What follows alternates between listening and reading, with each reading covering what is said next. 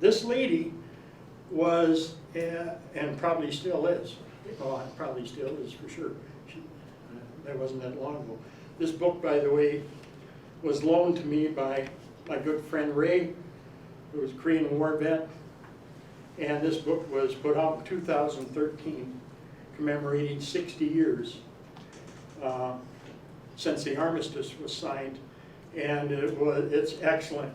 It outlines the destruction, but then the rebirth of Korea. And it's a tremendous story. Anyway, this lady was a bigwig for Kia Motors in the United States. And they had some kind of big meeting in New York. And she brought her dad so he could see the sights and stuff like that. And she got permission to bring him to the dinner that night. And which she did. And she introduced them and they had dinner and so forth. And this little Korean man got up and came over to her dad and shook his hand and thanked him for what the United States did. He said, if it wouldn't have been for you giving me freedom, my life would have been totally 100% different.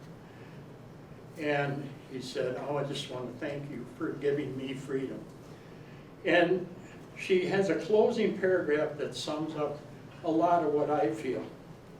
I never understood until that moment the bond between my dad and Korea.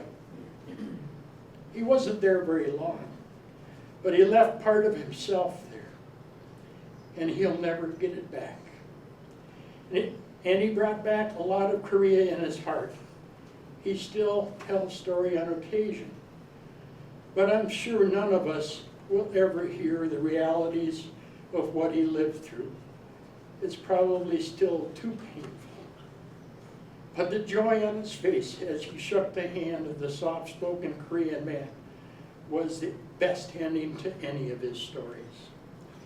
And that's pretty much the way I feel when I went to leave the end of June '67.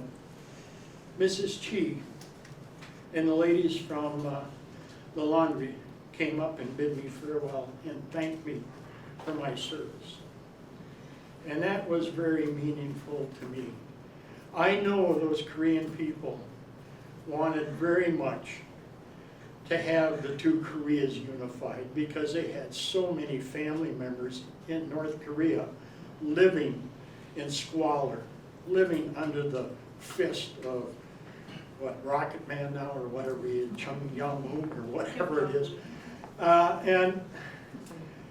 It was just meaningful. And for my guys, what we did there was needed and necessary. We kept the North from invading. Our presence was necessary. And we did a good job. We did our job well. And I think for that, they deserve honor. Not me, but they do. All of us gave some gave all.